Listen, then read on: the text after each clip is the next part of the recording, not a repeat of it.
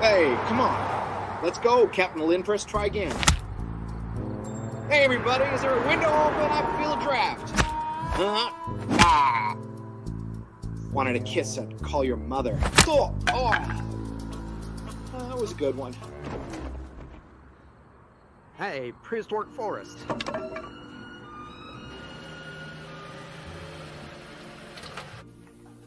I'm sorry. Yeah. I'm sorry, Andy. I shouldn't have called the apple fritter a donut. Really?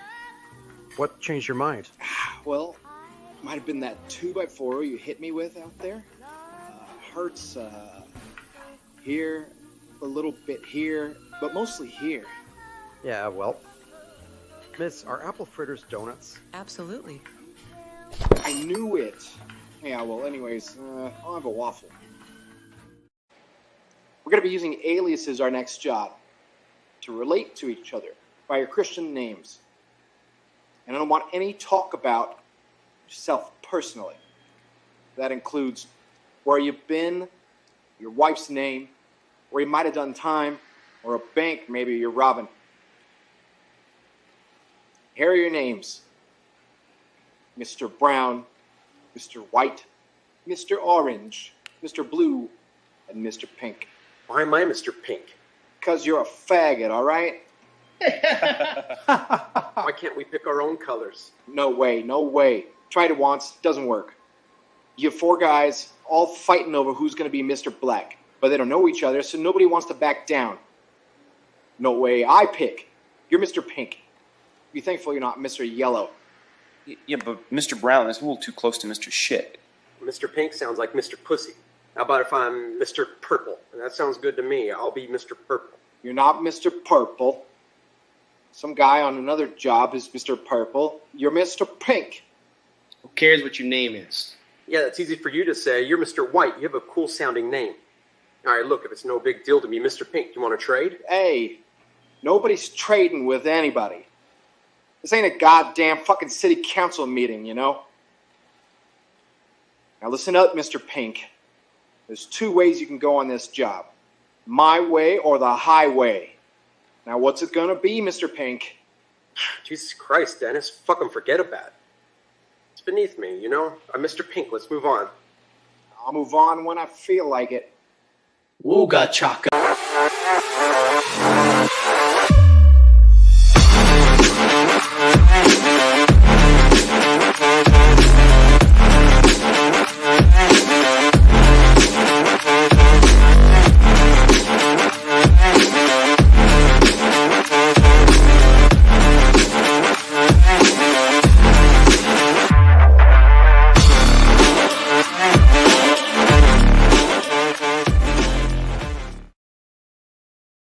Well, hello, everybody. It is Wednesday afternoon, and it is the DNA show minus the D because Big Dennis is on his, 35th vacation of the year, I believe. Took one in March, took one in June, takes one here, takes one there, and now he's at the beach for a week with his wife and some family friends. What the hell? I am holding the ship down. I am here. And that is why I am bringing in 2 friends today to hang out and chat. Joe Bernardo is in the house. What is up, JP Roca?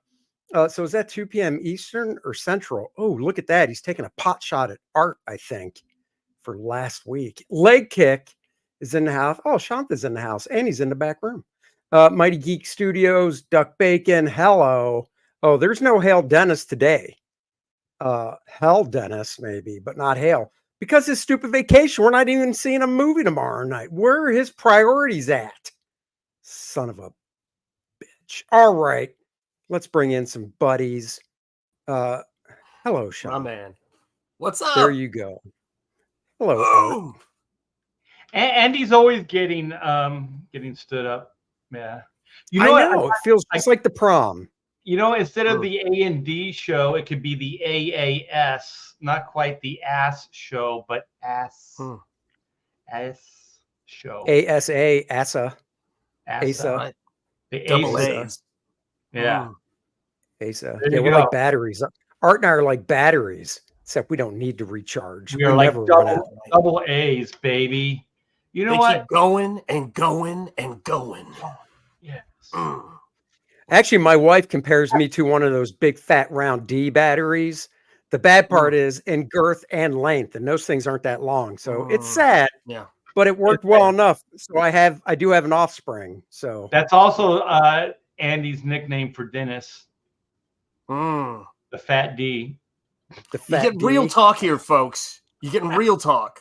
This This is is behind deep the shit, scenes. man. This is deep shit. Yeah. Oh, What do you right, want man. from us? We're comic book creators. well, the thing about that Tommy Boy clip is, I will say, I think I told Dennis this too. I said, well, the nice part is you're actually not that round in the face compared to Chris Farley. So, You're thinner. Yeah.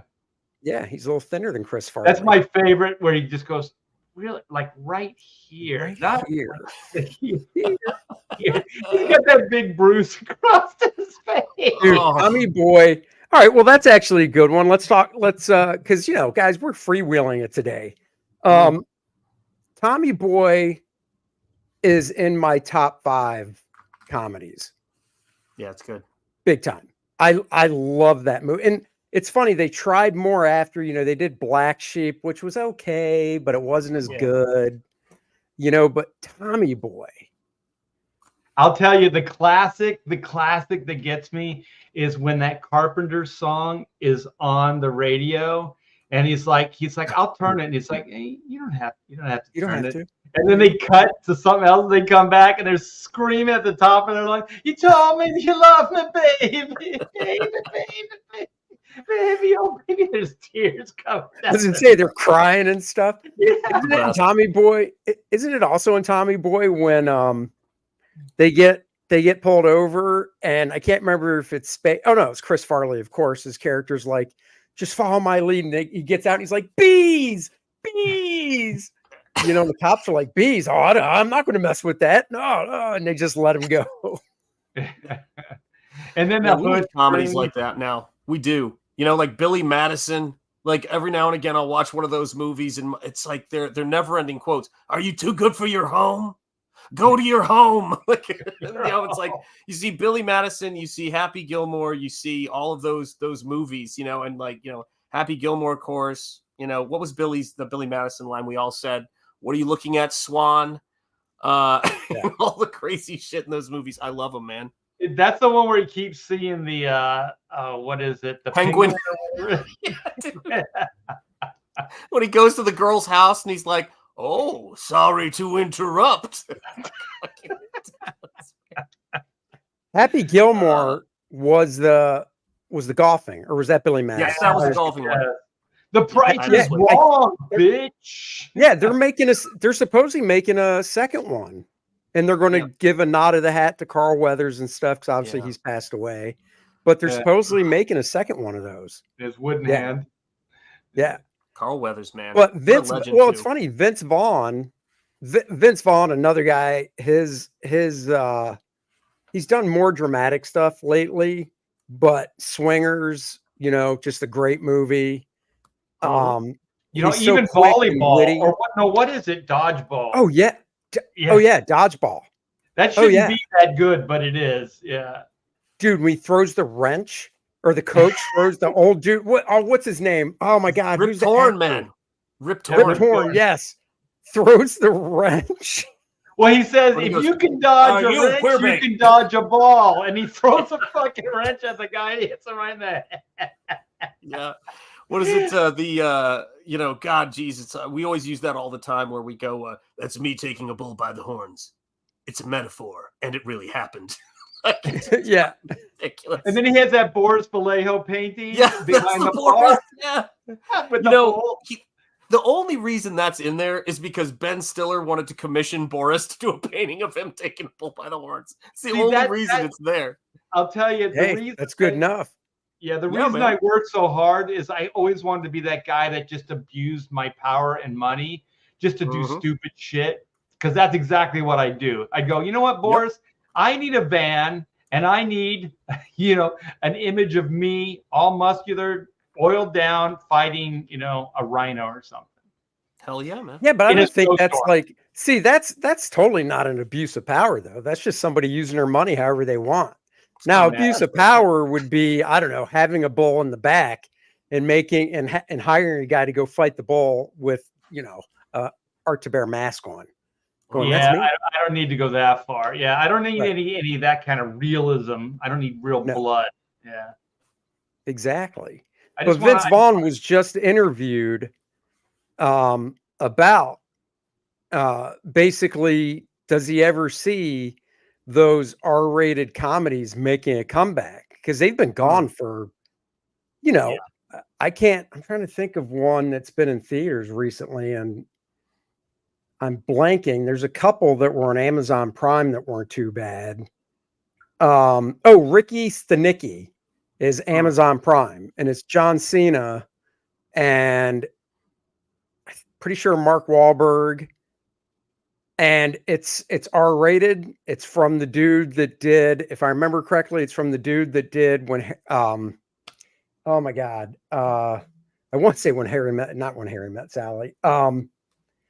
This is why I'm so bad. It's Ben Stiller, and it's, hair gel.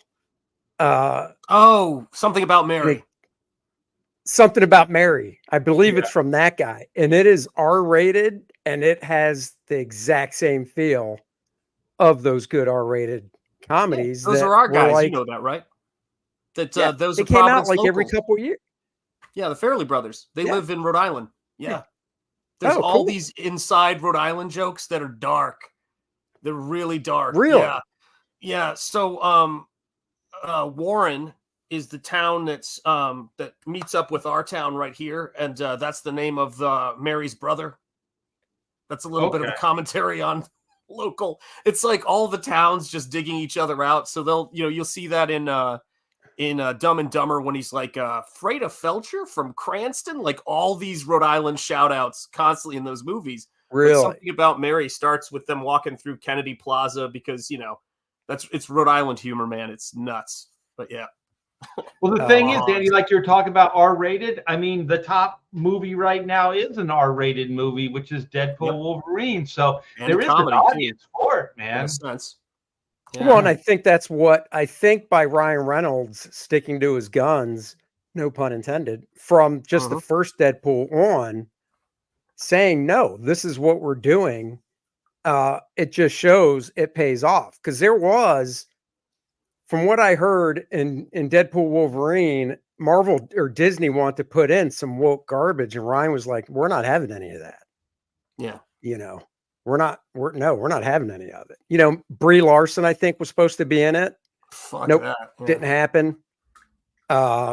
Was Miss Marvel that girl? I think she might have supposed to have been in it, and didn't happen. Or whatever her name is. Yeah. The one self-professed feminist gets brutally murdered in that movie. You guys have seen it, right? Oh yeah. That Wolverine. Yeah.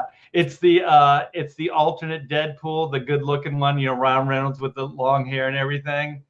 And then he goes, I'm a self-professed like feminist or whatever, blah blah blah, right? And then, oh my gosh, he gets brutally murdered. And then Deadpool, the joke is, he's like, oh my gosh, he doesn't have a healing factor.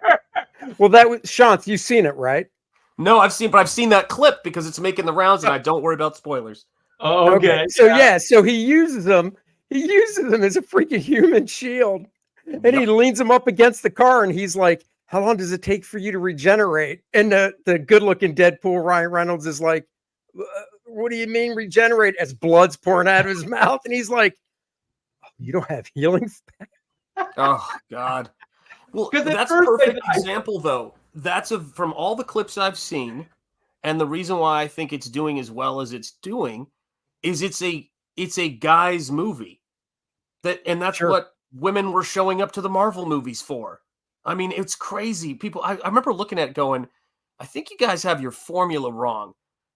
The way you get women into the theater is to have every good-looking male lead in those movies take his effing shirt off. And this movie seems like it understood that.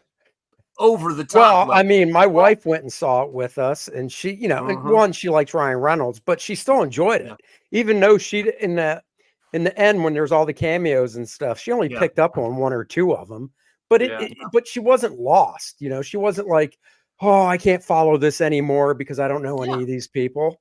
It was still fine. Thing is, it's like, how they go, oh, well, the romantic comedies or whatever, the wife or the girlfriend has to drag the boyfriend or husband along, right? So there's always been that. But there also is the reverse of that, where there's the guy movie, he drags his wife or girlfriend along as well. So the Marvel movies were kind of that, but there was always a romance in every one of the stories. There is a strong female and there's a romance. And then, like you said, Shanth, there's like the gratuitous, like shirt off scene, so the girls can go, ooh, look at Chris Evans or Dude, whatever the hell seriously, everyone from Iron Man until pretty much every first, movie. So Iron Man, Robert Downey Jr. shirt off. Yep. Captain America, obviously, when he gets jacked up, he's not going to have his shirt on. Thor, shirt off. Guardians of the Galaxy, Chris, what's his face there? I always blank on his last name. Oh yeah, Chris. Shoot. No, Pratt. Nope. Pratt. Yeah, you're right. Chris Pratt. Yeah. Gets totally in buff shape, loses all that weight from the TV show he was on. Boom, shirt off. Happens in every one. Gives a little candy for the ladies. So, but one of the things I was listening to Rob Liefeld's podcast this week, and he was talking about Deadpool, 1, 2, and 3. And it would have been nice to see those first two under the Marvel Studios banner, because they could have stuck closer to what the characters other than Deadpool look like that they pulled from the comics. I mean, he was like, Domino looked fine in Deadpool 2, but if it was under Marvel Studios, probably would have been closer to it,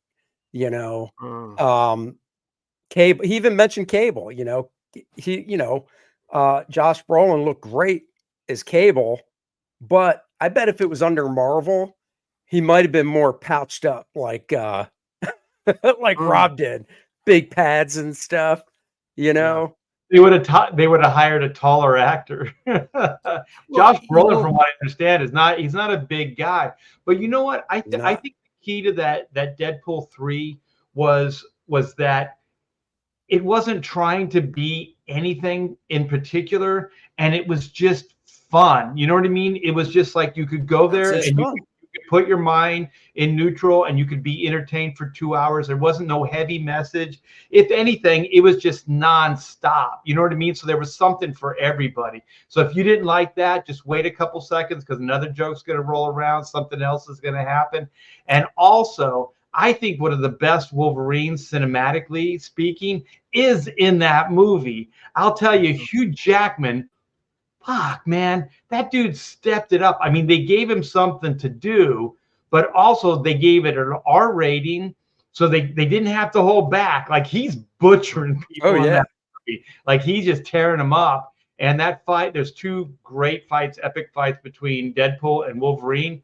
And holy shit, Shanth, just for that, go watch the movie, because it's crazy. There's one inside of a Honda van, and it's all close quarters, and it's pretty. I mean, it's pretty creative because it's all choreographed within a small van. Yeah. It's all close quarter fighting, and it's really entertaining. Yeah, I mean, not to disagree with Rob Liefeld on that, but I actually think the characters would look less like he drew them if it had been at Marvel Studios under Disney.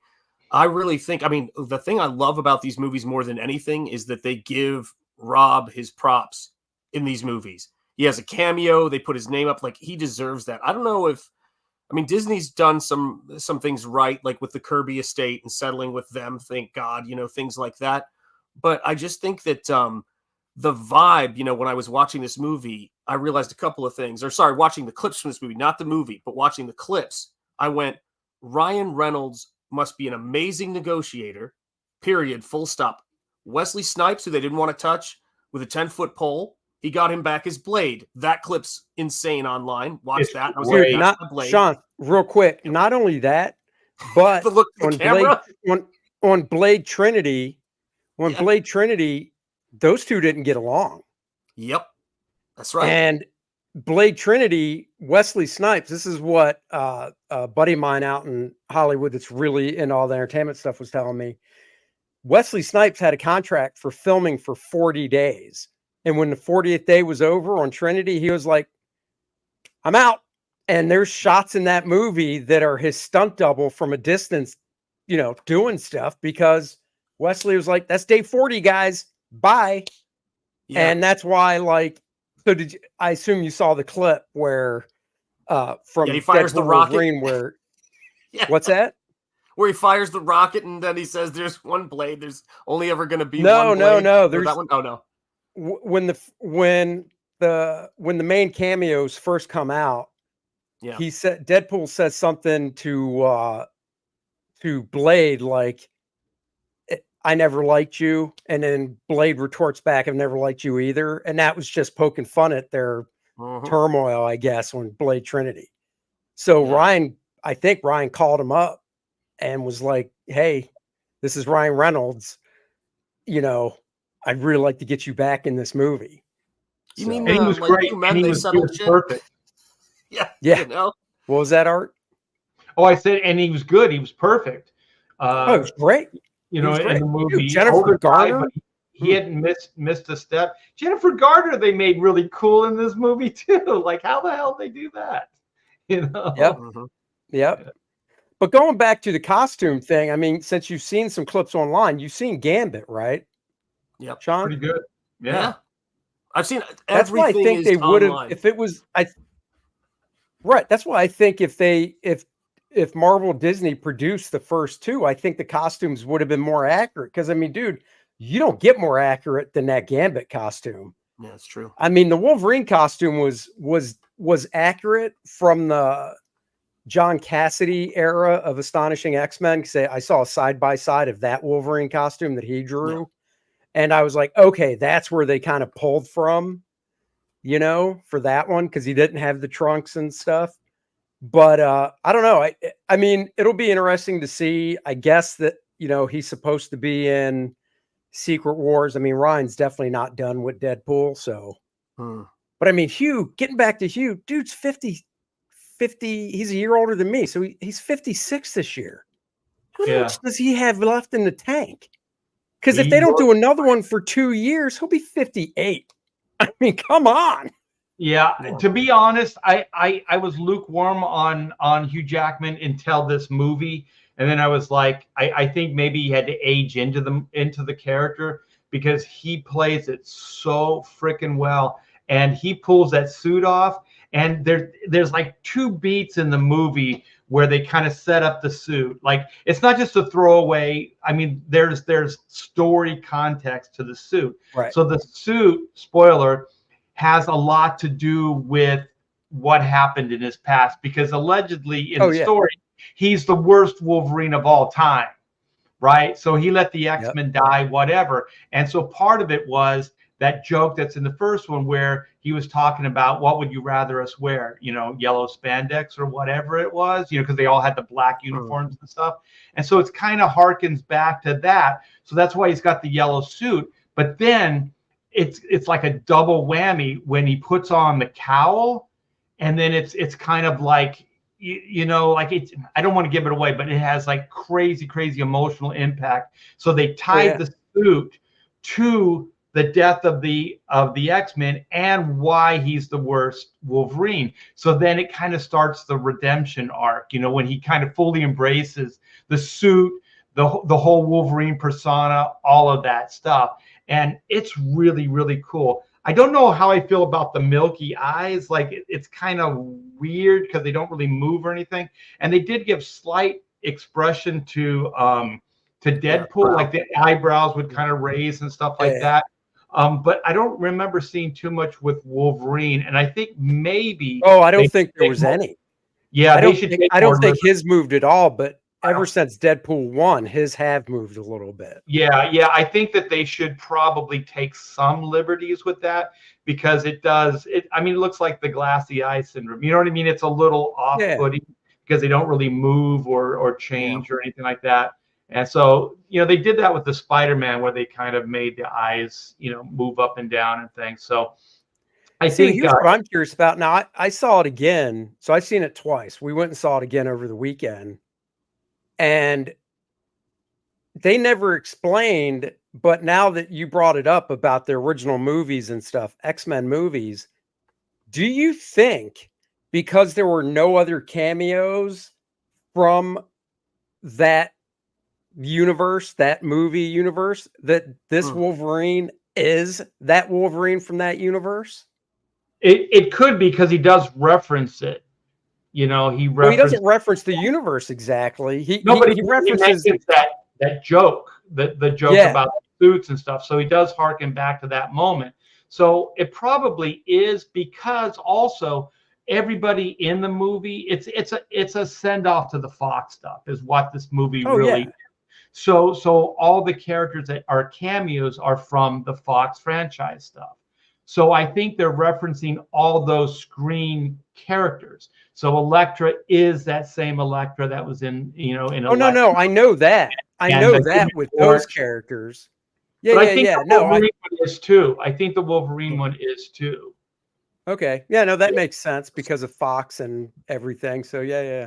Because I think what we're seeing here, though, I just want to clarify this for the chat because this is important and this is something I think about a lot. Do you see everybody out there what they took from us? This is how we want to be talking about comics. I'm seeing people in my age demo, actual comic book fans, excited. When I saw a reference to because the clips are everywhere. I saw the reference to the Todd McFarlane, Bob Weisek, I'm probably pronouncing his name wrong, who inked Todd's Hulk 340, where the claws and you see Hulk's reflection in it. Weisek. We're the people who will turn up. And I remember saying I wasn't going to see this movie. I was like, I don't know if I want to see this movie. And because it would take a lot for me to go to a theater and see it. And then I saw that they brought back Blade. And I thought, wait a second. Are you saying that two adult grown-ass men can settle their differences like men and just get it done? Shocker. So I think Ryan Reynolds is clearly an outstanding businessman. And he's also knows how to, like Jon Favreau with Iron Man, I want Robert Downey. There is no second choice. You need that person who has both the clout and the creative intuition to pull all of that off. It's a special movie. It clearly is. Clearly is. Sure. So speaking of Robert Downey Jr., so what do you guys think about him playing Doom in the same universe? That's a Disney decision for me, man. I don't know. I don't like it. I want to try to get. I'll go back all the way to the last Endgame movie, and when they brought in time travel and all that, I instantly had a knee-jerk reaction to it. You can't do time travel. You can't do it. Period. I say it on my live stream all the time.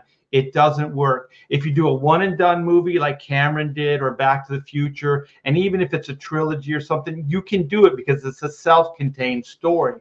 But as an ongoing, it becomes very, very problematic. And also, there's no repercussions. There's no lasting situation because you can undo it. You could just go back and forth through time. So nothing has any consequences to it. So I think it's just bad drama. I think it's a cheat. It's for easy writing, but I can see how Hollywood executives would love it because you can do stunt casting with it. You can go, oh, well, this guy's in the multiverse, so we can get this guy to do it, or we can play with this story idea or that story idea. But the thing is, it worked in Deadpool because you're not really expected to take it too seriously. That's another thing.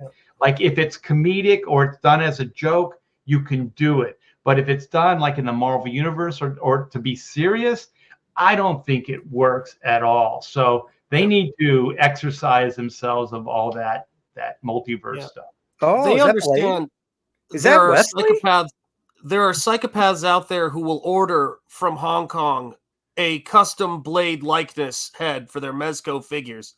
Did you seriously order just the head from Hong Kong? I have a whole room of heads, and I don't want to talk about it, Andy. No, but this is the thing. No, but this is there's a company that I love called I don't know if they're still around, but they did custom stuff, and they called themselves Not a Toy Company, and which I thought was great. NOTA, toy company. Yeah, and I they Mezco released a really great blade, and they released a custom vest and the custom sword from the movie, and I didn't even take the glasses off. And absolutely, you want to talk about, if I had to paint a reference of Snipes' blade, Dude, even smaller like that. I mean, that is freaking Wesley Snipes. yeah, they crushed it, man. But that is one of my favorite. Oh yeah, let me put it up here. Actually, let me do this. I'm gonna take off the whatever focus features are on here. Auto. See if that helps. But moving back a little bit. But you put can him in see front of your face because it's trying to focus on you. Oh, there you go. Try and do that. Closer. But look at that. It's pretty No, amazing. I mean, like you can tell that's Wesley. That is amazing. Wesley's the shit, man. You know? Yeah, it's Wow. Past Master Dan knows what I'm talking about. Unfortunately, you know, I love you, brother. Oh my God. But it's Well, I mean, that's how crazy we are. Well, We somebody said yesterday on my live stream, we were talking about Wesley Snipes and Blade, and it's very rare that you can get an actor that actually makes the character cooler than the comic book character. There it is. And the Blade that Wesley Snipes created is a million times. I'm sorry, Marv Wolfman. I'm sorry, you guys who created that. Yeah, character. Jim Colin, we love you guys. Jim Colin, yeah, but this character is so much cooler and will always be cooler. And I don't think you can recast him. So I hope Marvel also is taking notice of this. Well, and the thing with Blade is even though Blade was almost what year was Blade? 97? It's one of the first Marvel movies. 98? Yeah, I want to say I think 98 maybe, but if I'm wrong. All right, so it's almost 30 years ago, but because Blade is kind of like timeless, and I don't mean that because he's a vampire and stuff. I'm just saying you don't need an actor in their 30s or early 40s. So when Wesley played Blade again, he was perfect for it. I mean, I didn't even think like, holy shit, the last Blade movie was like 2000, 2001, whatever it was, 20 years ago. He just stepped right back in. And I mean, Wesley Snipes has got to be 60, right? Over 60? Yeah. He's fit. He's in shape. You know, I mean, I said this is the thing about a lot of these guys, man. So it was 1998 is when Blade came out. And the thing about it is, you were talking about Hugh Jackman. Here's the secret to those guys, or one of the secrets. There are many. Genetics is a factor too. They live right. It's the same thing in boxing. People look at Mayweather and go, how's he still going? He doesn't smoke. He doesn't drink. Yeah. He doesn't blow up between fights in his weight. That guy is a health nut. You've never seen him smoking. You've never seen him drinking. He's at parties where people are, but you don't see him getting blasted. He takes care of himself. Michael Jordan is the same way. He took care of himself. Yeah. That's a tough sport there. And so people are shocked, but I'm going, have you seen a lot of footage of him like smoking his brains out, smoking cigarettes and all that stuff? No, you haven't. You haven't seen that stuff. Yeah. You know, but I will say outstanding. In Deadpool Wolverine, I will say, and of course, and who knows, maybe they tried and Disney was like line in the sand, we're not doing it. Art, come on. How cool would it have been if Hugh Jackman is freaking smoking a cigar? Yeah. Yeah, I don't know why they didn't do that. Just like from the comics. Yeah, they did everything else. Like they didn't put a cigar in his hand. And I was like, that's really weird that they didn't. I mean, there's so much wrong with that movie as far as just bloodshed and language and stuff like that. I mean, what the heck? Put a cigar in his hand, right? I know. Didn't they do it in the first one? In the first X-Men movie, he smoked a cigar, didn't he? He did. I think he was smoking in the first. Somebody in the chat will tell us, but I think you're right. I think in the first one he was. Yeah. I don't know how long after. I don't know if it happened in 2 and 3, but I think you're right. Yeah. But you know what? God, a lot of like we have friends that have kids and stuff like that. So we kind of hang out socially at times. So we have this little pool get together. And 3 kids, what was it? It was like 7, 10, and 13 or something like that.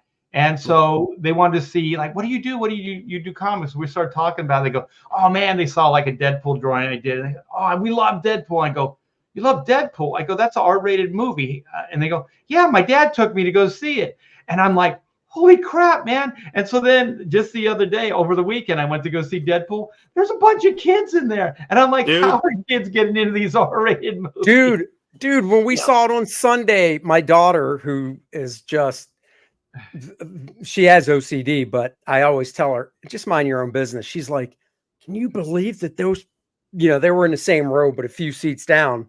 But, these parents brought their like 7-year-old to see it. And I'm like, hey, you know what, Courtney? It's not my kid. It's not my call. I don't care. As long as that kid's quiet during the movie, that's all I care about. Right, right. Well, Yeah. there's different levels, right? Because my wife and I had one of those experiences where we were really like, this ain't good. Where dad brought his had to have been under 10 kids to see The Watchmen. So sometimes thematically, like that movie, like one of my favorite movies in the 3rd or 4th grade, and I quoted it all the time, was Beverly Hills Cop. So, every now and again, hey, man, I'm falling for no banana in my tailpipe. You would just, you'd say what you got to do. You got to let it flow. Yeah, but we loved it because I grew up in Detroit for a little bit. So, Sure. For us, it was after the move going back home. But what is the movie teaching people? And I think for the most part, it's a story about redemption. It's a story about heroes. I remember showing my son and daughter Saving Private Ryan. It depends on the type of movie. There's a malice, kind of a twisted kind of violence that's not even, Right. Deadpool violence is CG Chuck Jones. It's comical. It's not meant to be taken seriously. It's way over the top, and it's almost hilarious in its approach. Yeah. Well, And and it's done very you're watching a movie where, yes, it's live action, but they're not human. They're superheroes. I mean, in Saving Private Ryan, the one scene that still just comes right to mind is the slow knife going into that guy. Oh, Jesus. Remember that? Yeah. On the floor? I do. There's no, like my Courtney saw Deadpool. Deadpool came out, the first one, in 2016, so 8 years ago. So she was like 12 when she saw it, right? I was fine with it. I mean, I'm the one that took her. But I don't think I'd show a 12-year-old Private Ryan with that knife going in like that, because that's just too that's too hardcore and real. And there wasn't even any... There's reality. And the reason I brought it up wasn't like so much to condemn parents that were bringing their kids to R-rated movies. No. That it has the appeal for that age group. You know what I mean? Like the costumes. They're digging it. They're loving it. Those kids that were here, they were like, they love that movie. And so I'm kind of hoping that Marvel, the Disney Marvel universe, doesn't start going, oh, that's what we should start doing, because I really do think like Deadpool needs to stay in its universe, and that the Marvel universe Deadpool's in the universe, man. He's going to be in Secret Wars most likely. Well, see, the thing is, either they're going to have to bring the Marvel universe up, right? Or that's my question. Or they're going to have to bring the Deadpool stuff down. Right. That is the $1 million question, because if he does show up in Secret Wars and then the lead up to Secret Wars, are they going to go, well, we need to make this R-rated, but the only person or character in the movie that can talk like that is Deadpool? Because that takes reality out of it. I mean, when it was Chris Evans playing Cap, that was fine. You didn't expect him to cuss because he's Captain America. But if Avengers was R-rated, are you freaking telling me Tony Stark isn't dropping F-bombs? Get out of here. Well, one of my favorite movies, it taught me a lot about life and how the world works, was Predator 2. And I'll never forget the wise quote of one of the leaders of the Jamaican voodoo posse that I imagine is similar to what, Tony Stark, our dear friend Robert Downey Jr., said for him to come back. This is not about money. This is about power. I have a feeling that the people running the MCU going forward are Robert Downey Jr. and Ryan Reynolds. They have contracts that are about, did you see what we just did? I want this. Robert Downey. Oh you miss me? Wish you hadn't killed me off? I want control. What do I need money for? To buy a bigger headstone? This is ridiculous. Yeah, but do you really think... Okay, so wait. Back to killing Robert Downey Jr. off. Yep. Do you think if he read the script and saw that and he said, no, you're not killing me off, they would have been like, okay, we're not killing you off. I think he was fine with it. I think that there was probably a mixture of both things. I bet it was he didn't have the power. They didn't realize how much power he had by then, because Favreau and all those guys had been pushed to the back at that point, right? They made cameos. I bet you it was like this. We're going to kill your character off. Well, if you're going to kill my character off, I want a big send-off. You know what I mean? I'm sure it was a little bit of a negotiation, but they could have said you can always retire a character without killing them off. I don't think that the audience was wild about that, to be honest. I have a theory on this. I think they went 10 years. I think those actors were aging out. You know, that's a lot of commitment, 10 years, staying in shape, doing the same character. And so I think that they were like, okay, it's time to move on. So we're going to show the audience that we're going to move on. So Chris Evans and Robert Downey Jr. go away. But the problem then happens is when they didn't have anything better to replace it with. They go 5 years and then they realize they had nothing, right? So it's kind of like breaking up with somebody or having something that's cool. You didn't know how cool it was, and then it's gone, right? So then they realize, oh my gosh, we don't have this anymore. Because also, we've all worked for corporations. They never want to admit how important you really are. The Image Comics was formed because of that, you know? And so Corporation Marvel, Disney, they're all about the IP. They're not about the individual. So they wanted to just move on, build it themselves, do whatever. But they realized they didn't have anything. They couldn't do it, right? So then they have to kind of kiss, Robert Downey Jr.'s ass. And then, of course, it probably cost them more money to get him back in the Marvel Universe than it would have if they would have continued things. But I think it was probably a mutual decision at the time. But Marvel just didn't really have anything to replace it with, Well, they thought they did because they were trying to push Brie Larson into that lead role, and it's I get how I've seen the interviews with her and some of the cast, and she can definitely off-putting and stuff. But I just don't think the target audience for those movies is sitting, and that's us, is sitting there going, oh, wait, you're going to get rid of Iron Man and Captain America and push Captain Marvel, this chick, into the lead role? I'm all about seeing That's hot what the chicks. women wanted either, But man. I don't want to see that. I want to see a strong Thor, superhero dude doing shit. Well, it would have made more sense if they had Scarlett Johansson step into the leadership role. Everybody liked her, but they never. That Brie Larson is not a likable person, let alone likable as that character. What I think happened with Marvel, and this is how I would have played it, is T'Challa, the Black Panther, Chadwick Boseman had the stature. They created a character that could have led the Avengers and could have led without Chris Evans or Robert Downey Jr. I think that guy had the charisma, the likability, and the way they created the character. He could have led the Avengers, no question, right? But Art, he died. But I know that's what I'm saying. But I'm saying that that's probably what they had planned. And then, like out of nowhere, it's like, because I heard he didn't really tell anybody either, until it was, too late. And so then they had to kind of deal with things the way they dealt with them. And see that just going on another like tree branch on this. I know when he first passed away, I know, Dennis and I talked about it, did a stream, whatever we did. And I think it's been years. I think I was in the camp right out of the moment of a lot of people going, nah, don't recast them. Just bring back the dude that played Creed, the bad guy from the movie, because he was captured. He didn't die.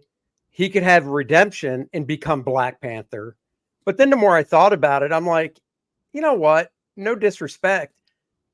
Fucking just recast the role. It's not that big of a deal. Just recast the role, and T'Challa's not dead. Because I saw the second Black Panther movie, right? And the second Black Panther movie was just blah. It was horrible. It was Yeah. a non-movie. There wasn't even a story. But I agree. I mean, they did it with. I mean, how do you replace Ed Norton, as the Hulk? I mean, that first movie to me is still really outstanding. I enjoyed the hell out of it, and I thought Ed Norton was fantastic. He was that great. Ruffalo. I don't like personally. I think the guy's okay. As Bruce Banner, I think he's okay. They're also not really giving him much to do. But he replaced him. He stepped in.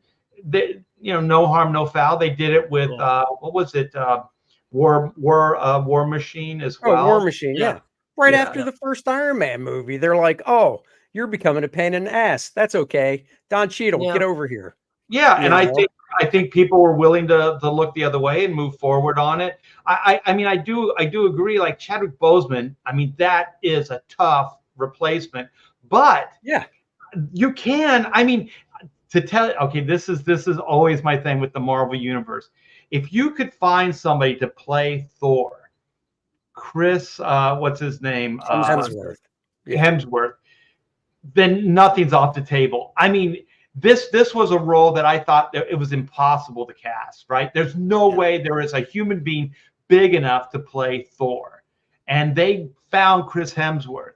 I mean, stature, acting ability, everything, sensibility, that dude was perfect, right? So I do think that they could replace a Chadwick Boseman. I mean, maybe even find somebody better, Well, and that goes to the whole Robert Downey Jr.'s Dr. Doom. Are you telling me you guys couldn't find an actor that could play Dr. Doom? No, you, and I like Robert Downey Jr., but you knew you'd get a huge pop, whether it's bad or good, with him coming back. And he is a really good actor, but let's be real. You could have found somebody else. There's tons of good actors out there in that age range of Robert Downey Jr. because obviously they're going with a certain age range. Just to go back on that too, my thought with that is going back to your time travel thing. We already know the Fantastic Four that they're shooting now takes place in the 60s. I'm assuming the after credit scene in that movie is going to involve Dr. Doom in some way, right? Well, to get the Fantastic Four to present day, they're going to have to do some type of time thing. Well, they're out in space. There's time-free zones. I mean, science fiction-wise, and you can make up any reason, like they did. Yeah. Well, it's the negative zone. You could go into the negative zone in one time, and they could come out of the negative zone in present day. I think and not have aged today. They could be exactly the same. Because that's what they have to do. Right, and I think that's an easy call. But I do agree with you. They could have got anybody to play Doom, but stunt casting and like we've talked about, they need a savior. Like that's how Hollywood works, man. It's all dollars. It's all bottom line. So they know bringing Tony or Robert Downey Jr. in is going to work. I mean, you saw they got a standing ovation. Like people lost their shit. It became the headline for a couple of days. Problem, right? They got a standing ovation because people love Robert Downey. But how many people after it sank in were like, but what the fuck? Right? Yeah. Like, why? Like, they could have done this is again the world they created of multiverses. How badass would it have been if Tony Stark comes out at the end, or you just hear his voice, or any sort of thing, and they hit, well, we're gonna bring Tony Stark back. We've brought everyone else back. But him as Dr. Doom is a major what to any normie. And then to comic people, they go, do I really want to see that? Like, I've been waiting for Dr. Doom. And I don't know, man. I look at this stuff sometimes and I go, I wonder if they would have made that move after the Deadpool returns came in. Does that make sense? Right. Like, I don't think they knew. If they had known what was going to happen with Deadpool, I think they would have done something different. I think they knew they had test screens. Hey, Eric Weathers, and all the YouTubers said it's going to be a hit. I mean, it was a hit before the movie even came out. But I think Hollywood just has so little faith. I mean, they put hundreds of millions of dollars into this, and they know that that it's going to pay off with Robert Downey Jr. I think that's as far as their logic went. From us being comic book people, we're like, how would that work? Like, this is obviously what Tony Stark looks like. He is Robert Downey Jr. Well, yes. Okay, him so in- yes and no, because has to be Tony Stark that becomes Doom in a multiverse. well, well, no, he's not. He's come out and said it's Victor Von Doom, no Tony Stark variant that becomes Doom. Then how do you But do that? now, and that could be a lie, but here's my other thought on it is I'm going to assume when he's shown before he puts the Doom mask on, before his face disfigurement, I'm going to assume he's going to be clean shaven, right? And some type of different haircut. So that alone, I'm also going to assume he's going to have an accent, from where he's from. And we know Robert Downey Jr. can do accents. And we also know he's such a good actor. Just his physicality of how he carries himself can be different.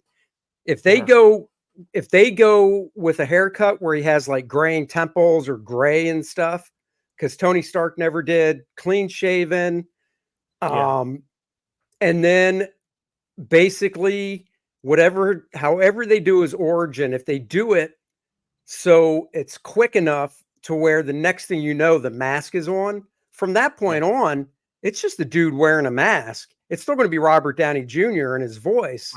But if he's doing an accent and carries himself physically differently, as soon as that mask and costume's on, you won't even think of him as Robert Downey Jr. anymore. Well, for me, then it's like, what's the point anyways, if you're just going to do, the voice and have some other actor, with the suit on and everything. Well, no, it won't be another actor. It'll be him. But then again, why are you paying somebody that much money just to do a voiceover?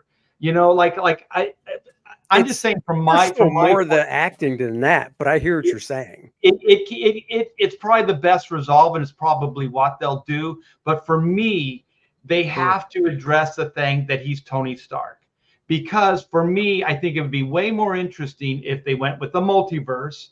And it's like, what if? Remember the Marvel what ifs? If they went, what if Tony Stark was Doctor Doom? And then they do that, and then he's just a transitional Doom in the multiverse, right? And then the real Doctor Doom that's going to continue the Marvel Universe stuff, comes in and corrects the multiverse.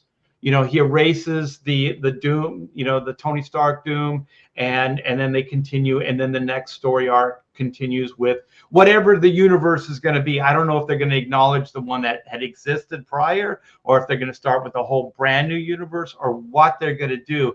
But this is why they created such a clusterfuck, when they did the multiverse. Multiverse, man, it's a Pandora's box. I mean, I would be curious if there's anybody who could do a more fun, successful, mainstream multiverse movie than what Deadpool Wolverine is as a movie, or Wolverine Deadpool, or whichever direction it goes.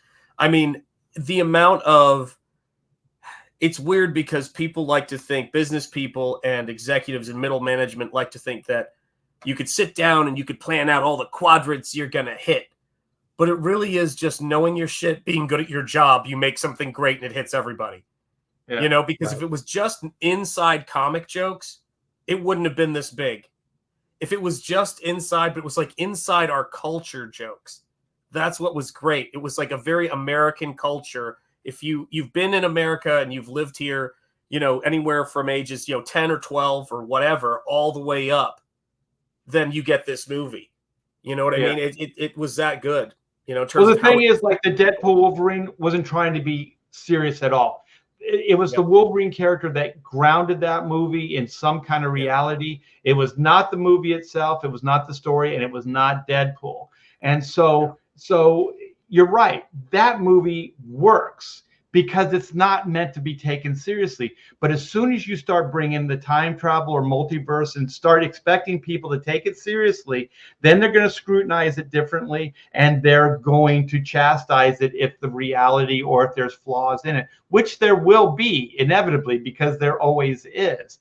So I think it's a Hollywood thing. You're right. Like, it's something Hollywood would go, oh man, this is cool. We could do alternate, stunt casting like they did in, what was it, Doctor Strange, where they had like Illuminati or whatever, and they had all Oh, this right. the stunt casting and stuff like that. And to me, it's like without any real like impact. Like I was never sucked into that movie. It never sold me. And then by the time they get to the point where they bring the stunt casting in, I don't care. You know what I mean? Because I was never engaged. I was never involved with the movie to begin with. So they're just looking at after superficial, and you're not going to get an audience that way. Gimmicks are not going to sell it. The reason the Marvel Universe worked is that first Iron Man was grounded, it was rooted, and it was good drama. It had a little bit of humor in it, came from the character, and it was great action adventure. You know, that's why it worked.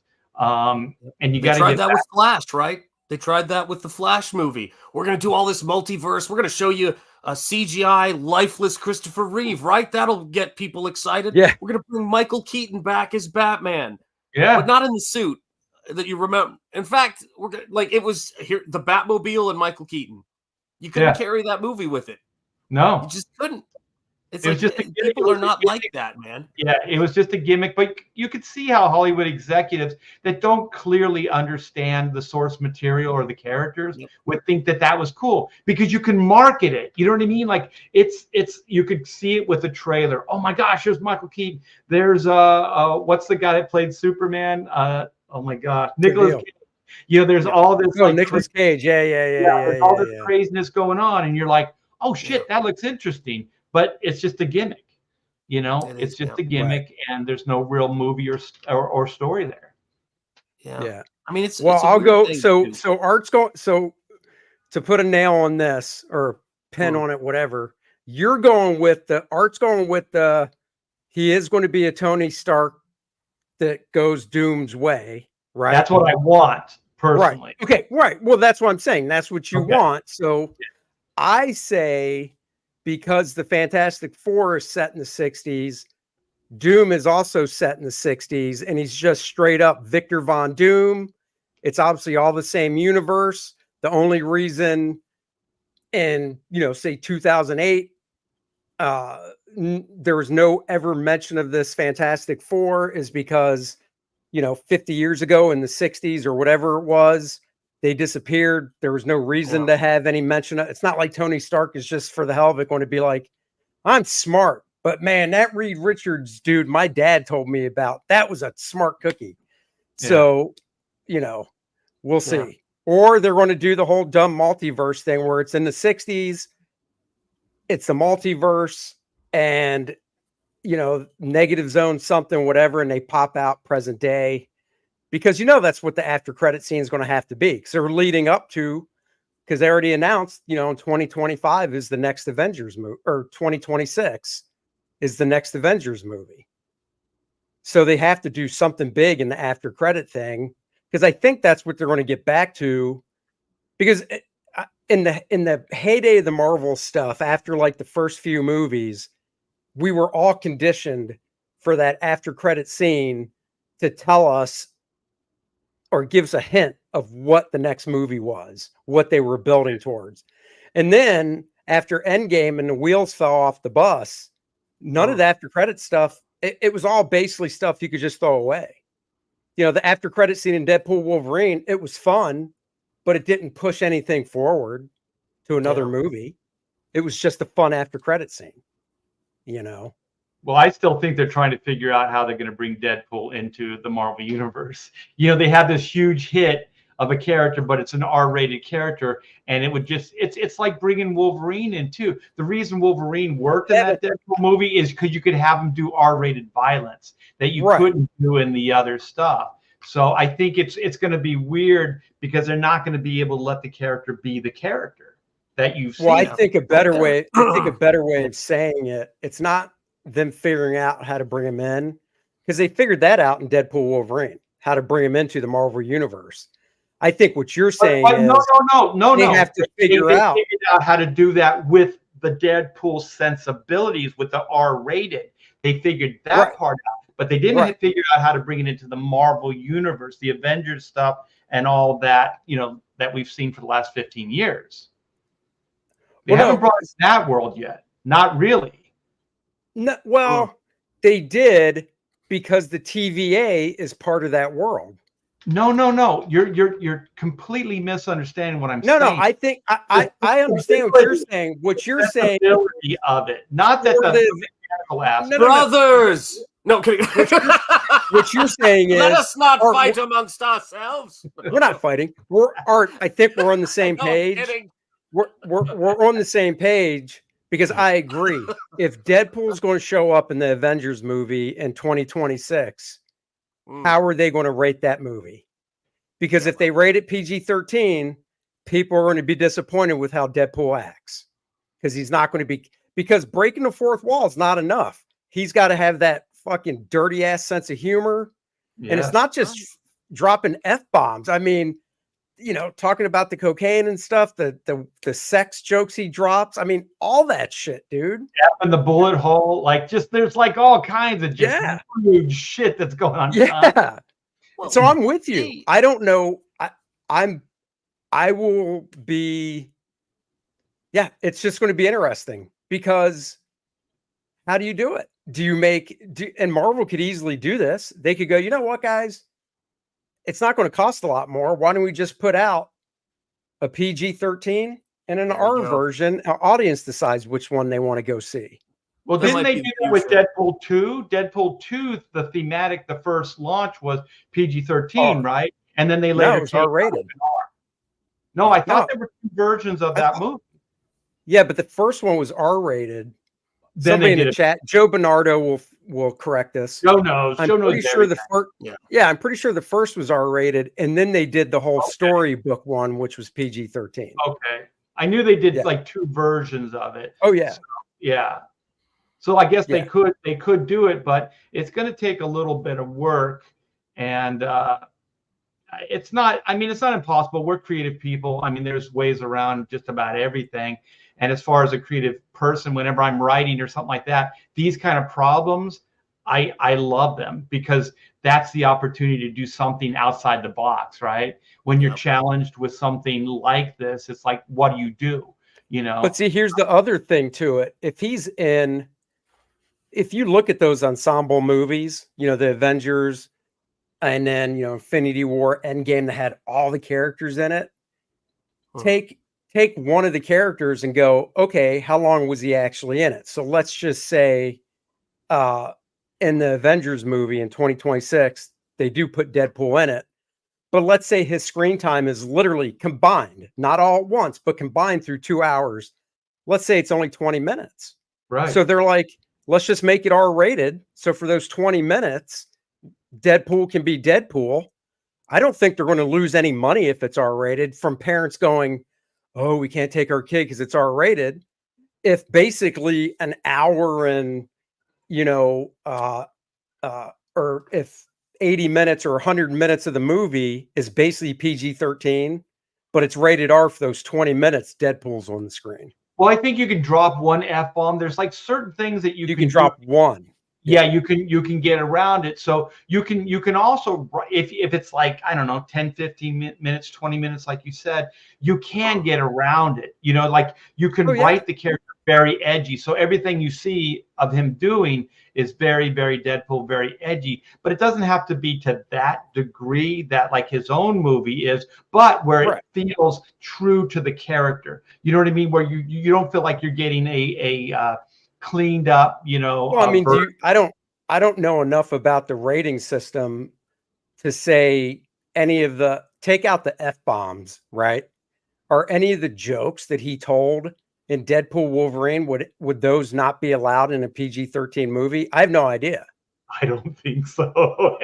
Yeah, I mean, I honestly don't know. Rating system. Yeah, I think the rating system is a little bit dated. I think it's a little bit antiquated because there was a time where you could show breasts in a PG movie. You could show them in a PG-13 movie. And I've seen PG-13 movies and television shows where somebody rips a head off of a person and it's PG-13. Wait, you can't show boobs in a PG-13 movie anymore? Yeah, I know, right? Shocking. Yeah. No, I'm asking. You can't? No, you can't. Really? Not at all. No. I mean, you have to make wow. a hell of a case for it, but try to find the example of it. I don't think it's out there. And I think I just don't pay that much attention. Real quick. But let me see if I can double check this. but I'm pretty sure, if I'm not mistaken, let me just double check and see if I've got the movie here. Was Five Nights at Freddy's, was that PG-13? I'm almost positive it was. Are you sure? Yeah. God, I saw yeah, it was that PG-13. too. It was. Yeah. And they showed a human character getting bit in half and having her lower half fall into screen. And so just saying PG-13 is a very nebulous thing. And it seems as though, okay, let's go back to early PG-13. Temple of Doom. Now, I don't know, like, what's more frightening, seeing an exposed breast or someone reaching into an Indian on Indian violence. Let's just call it what it is. Right. Okay. One Indian reaching into the chest and ripping out the heart of another Indian, or as we call in India, a parent-child relationship. And the thing is that, when you're you want to be an artist. It was no. It's bad. What happens, but that was prayers for my kids when they went to sleep. And I look at this stuff and I watch that movie and I go, how the F was this a PG-13 movie? Raiders They're was eating PG. monkey brains and they show the brains. Hell yes. Yeah. What the fuck was that? You saw a guy, right, get his heart ripped out, then burst into flames in Raiders, which I'm pretty sure was PG, right? You saw people's faces melt off and then a spike go through the face of another guy. I mean, they use those ratings. Dude, it's not even that, though. Those could be bought. Yeah. Take the ratings out of it and just look at TV. I used to watch a show called Bones on network. It was on Fox. And, it's a murder show. And they would show some of the most gruesome shit. And this is 8 o'clock on TV, and it's not like FX. Like FX gets away. If you're not a major network, you don't have to go by the, FCC, whatever rules and guidelines, but those are being pushed to where, like you said, seeing somebody's heart ripped out like that, that's freaking 8 o'clock on a network show now. You got it. Yeah, I think it's just walking the fine line. I think that Hollywood, like, money talks. So I think you can buy those ratings or you can buy people to look the other way. Can. So still, like, my big thing is as long as the tone works. I don't know how they would do it, but as long as tonally it doesn't feel like two different movies or two different realities, where they mesh together. And you can chalk it up like what you were saying, Andy, that's what the character, that's who he is. And that's what he does. You know what I mean? So it's not like the universe is that. Right. It's the character that's that. So that's just it. They've already established. If you take the, like you're saying, Art, take the ratings out of it and just take the characters that we've already seen. They're going to be the next Avengers and stuff. Sam Wilson, all those guys.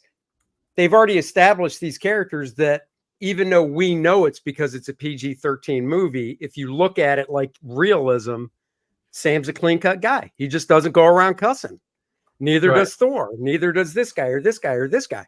But Deadpool does. So when Deadpool comes into the movie, it's not shocking that nobody else is leveling up, even if they give it an R rating, because they never have before. So why would they now? Right. And all you would have to do real simply is just like the first time you see him, if you can drop an F-bomb in a PG or PG-13 movie, you just have Deadpool show up and go, what the fuck? You know what I mean? Comedy ensues, and then this is the edgier character, and then you continue on with your movie. So, dude, if they did that, the way they will spend the entire movie with Deadpool never saying it and just having moments where he just looks to the screen. Like, what the fuck? Well, no, like where they go, man, what are we going to do with this freaking cucumber? And it just, Deadpool looks to the screen. You don't have to do this shit. You know what I mean? Right, you break the third wall. It's that or it's the fourth wall where it's like, what the fuck? Wall, and he looks at the camera and he goes, that's the one. Yeah. Back to the scene, Yeah. Whatever. I mean, dude, you've got it, right? If he's like, What the? No, I want to save this for something special. I gotta save it. Yeah. I got, what the? But then, I or gotta then save maybe he it, doesn't guys. look at the screen. He doesn't look at the screen, so you kind of tease it. And then the last one is like, like comedy in threes always works great. The two setups and then the payoff. And so then you have the third one where he finally does fully commit to the screen and says, "What the fuck?" Well, it's funny when Dennis and I go see a PG-13 movie because we know of that rule where they can say it once, especially if it's a comedy. We're always on the lookout because they're going to do it. They don't waste it. If they can say it once, I've never seen a PG-13 movie recently where they haven't dropped the one F-bomb because they can. Yeah. And I'm just thinking about Deadpool and the Hulk. Like just Deadpool going after the Hulk and just shooting him, stabbing him, trying to do whatever, and just getting bashed around by the Hulk and just keeps coming back for more. There's some really cool stuff you can do with that character. My problem is that, who's going to be cooler, Wolverine or Deadpool in the Marvel Universe moving forward? You know what I mean? Because they're kind of the same characters. With the healing factor and all that other stuff, and just the lack of stopping, you know what I mean? The whole character is just like take a licking, keep on ticking. So it will, and they're both mutants. So it'll be. Are they saying that Deadpool's a mutant? Are they actually saying that? Well, yeah, because that's what they said in the first movie, which was his origin when they had him strapped to the. Because we just watched it. We watched 1 and 2 Sunday when we got back from Deadpool Wolverine. And when they had him strapped to the table, the evil guy, Francis, was like, "We're injecting you with this stuff, and then we're going to stress you out to basically, if you have the mutant gene, by injecting this whatever and stressing you out, it'll activate it." So it was basically he lucked out that he had the mutant gene because they were basically alluding to, we've done this with other people that, oopsie, no mutant gene. We just stressed them out and they died. Oh, well, got to break a few eggs. So then moving forward with the Marvel Cinematic Universe, if they bring Deadpool in, is he the first mutant? Because in his world, that's a very good question. Because in they have the X-Men rights back now, so but also in Deadpool's world, the X-Men do exist, but not in the Marvel Cinematic Universe. They don't exist yet. So they have to do some kind of multiverse type of storyline. He can't be of that time because there are no X-Men in the Marvel Cinematic Universe. Right. So it's going to be interesting. I mean, they got their hands full. They're going to have, they're getting the brothers. What are the two back in? Oh, yeah. The guys that did Endgame and Infinity War. Yeah. I forget what, they're but they're back as well. Yeah, they're bringing them back. So it's not only just Robert Downey Jr., which I think has good instinct with these characters. From what I understand, the first Iron Man was pretty much, they had an outline, but not really a full script. So Favreau and Downey Jr. were kind of scripting it as they were going along. So that's crazy good instincts, when you can make a movie that good on the fly.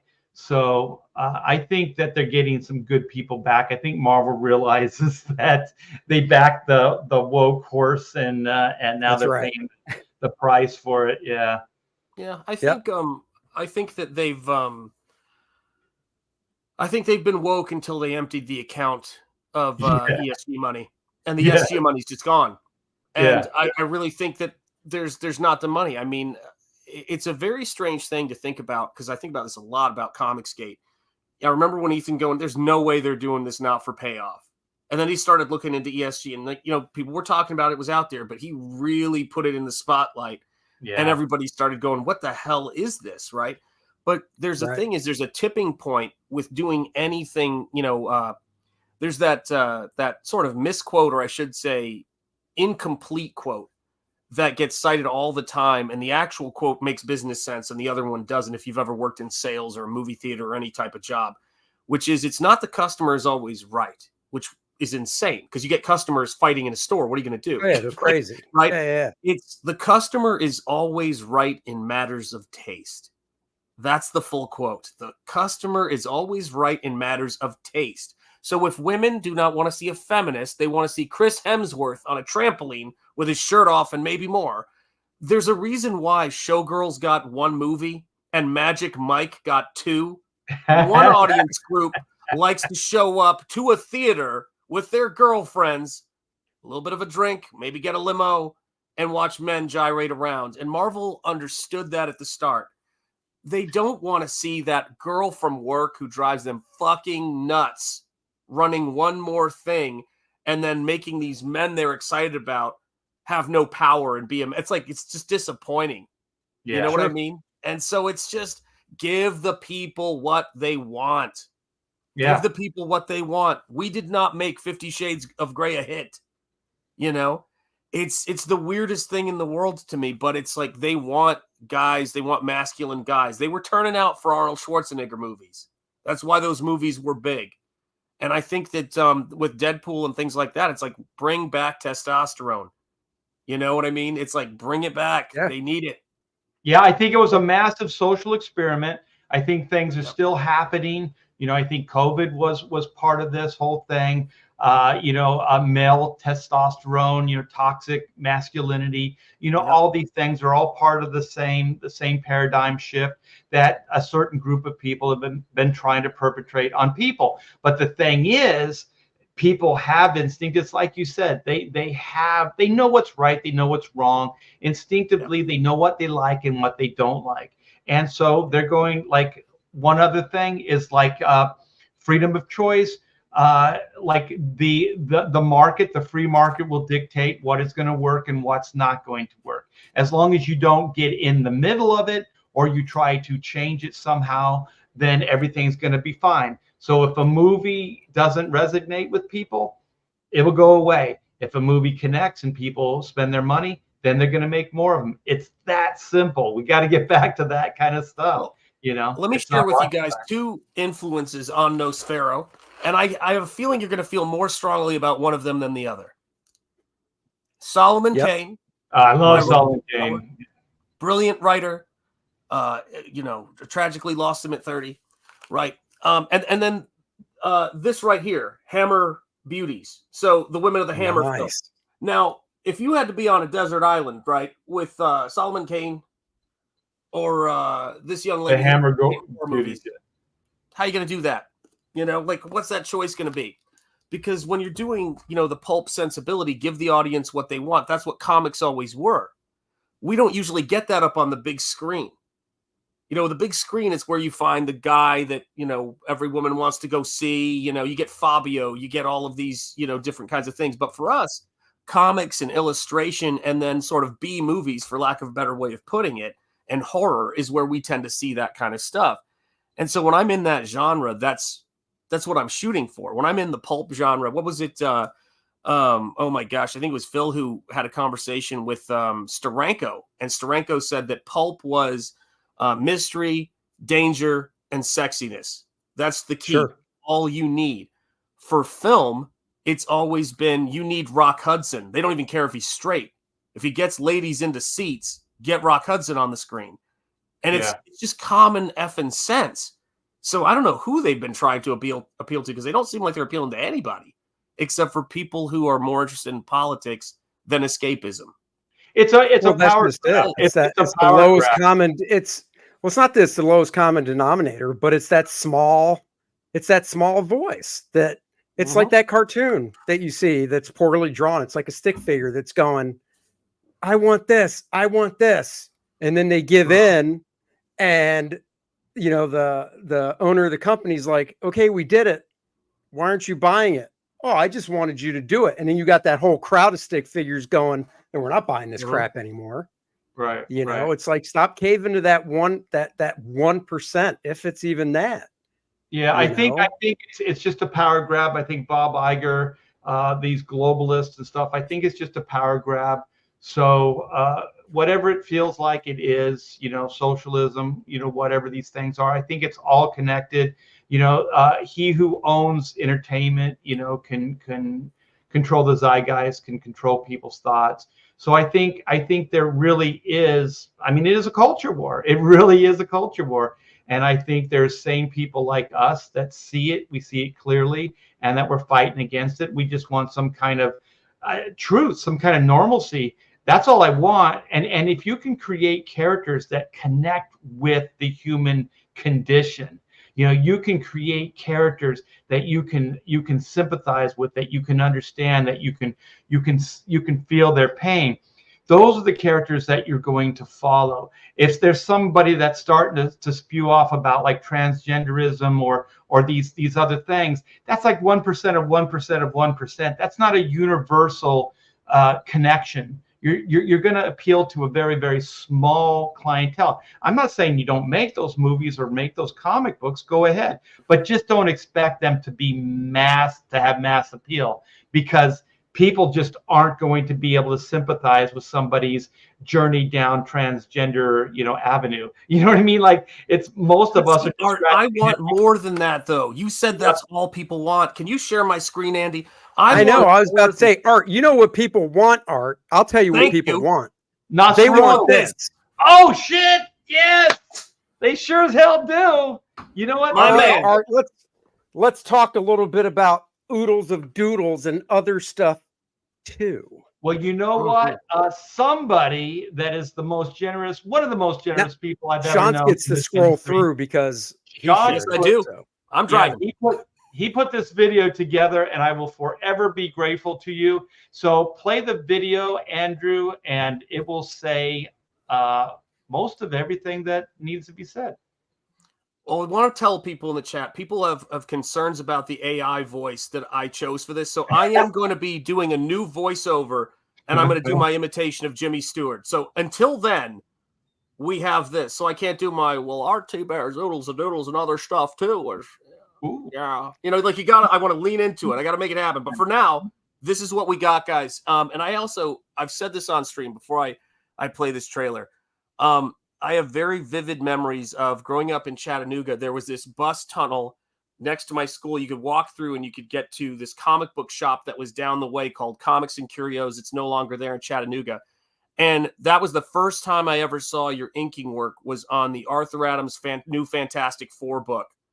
And I remember that book was awesome. And I was like, I need to find everybody who's worked on this book and all their stuff, going through the comic shop and everything like that. So, guys, this book, it was an honor, and it was wonderfully fun to do this trailer and writing the text for it, and the voiceover. The content of it was an easy job because I meant every word. So here you go. Hopefully the audio will be there. Art Thibert's Oodles of Doodles and Other Stuff Too is a 60-page, 9x12 hardbound book that will be printed on thick glossy stock paper and is a compilation of artwork from award-winning artist Art Thibert. This book is filled with images that come from Art's Marvel, DC, Image, and Comicsgate work. That includes convention doodles, commissions, creator-owned IPs, and pop culture subjects that Art has brought to life with his masterful draftsmanship. Art Thibert's signature style is both lyrical and meticulously realized. The mastery of craft, seen in his work, owes itself to his 40 years in the comic industry, as well as viewing life through his own love of the art form itself. Fans of art prints have the opportunity to back one or both of the mini print tiers. Both are stunning collections of work that you can back individually or together as a bundle. Art Thibert's Oodles of Doodles and Other Stuff Too. Back it now on Indiegogo. My man. Yeah. Hey, thank you so much, man. When you see your work all put together, especially by a third party or somebody outside, you know, it's like, wow, you feel more impressive than you really feel. Yeah, you guys. Oh, go ahead. I'm sorry. No, I was going to say, guys, this is the thing about it, and this is the fun part about Kings, and this is the fun part about everything we do in Comicsgate, is it's a really exciting time because you show people things that you're excited about, and your colleagues doing work that you were just thrilled to be, you know, sitting there while they're creating it and go, guys, go out and back this. So I can't, and speaking of backs, but anyway, It's nicely done, Art. Yeah, well, hey, thank you so much. And just like a real quick backstory, I was doing a live stream and we lost power for about a week here in Texas, and so it was like the second week of the campaign, so I wasn't able to campaign, and so I said something once I got power back on a live stream, and then the next thing I know, this video shows up, and I'm like, holy shit, man, that is so amazing. So, like I said, I cannot thank you enough. It's so well done, and it's very, very generous. And you guys, Oodles of Doodles is a 9x12, 60 page. But if you stop right here on this 14K, I think we're like 400 away, or a little under 400 away from hitting the stretch goal. 379. Quick math. Yes, we do it, guys. So we can do it. We got 2 days left. And the one thing about the stretch goal is if we go in demand, which we most likely would, we will go in demand, but I am going to cut off the stretch goal once the live is done, because I'm going to put the book together and I'm going to get it out to the printer. So I'm not going to waste any time.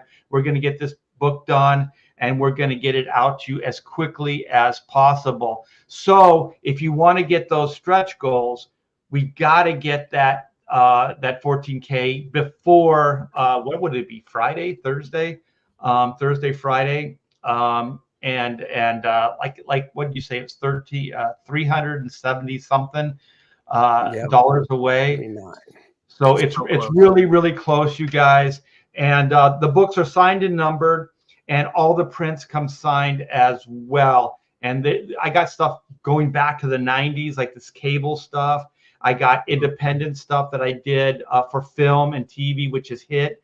It was a cartoon show for Spike TV, Adult Swim, and then just stuff like, cool CG stuff like Billy Tucci's She, work in progress, double page. This book is going to come out beautiful. There's going to be a lot of new artwork in it, and if we can get to that 14K stretch goal, we will add 4 new pages to the book. So thanks. So much amazing stuff too. So much amazing stuff to back, guys. Take a look at this.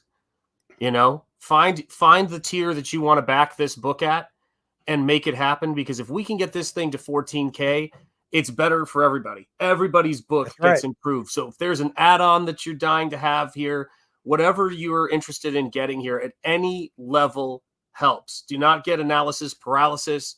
Start out by backing whatever tier you can afford, and then think about it. Because if we get to these, we get to that end of that funding date, those stretch goals happen only then. And we have a couple of days, and we do not have far to go on this campaign. I mean, look at how close we are to that 14K. It's staring us in the face, comics. It's staring us in the face with bad intentions.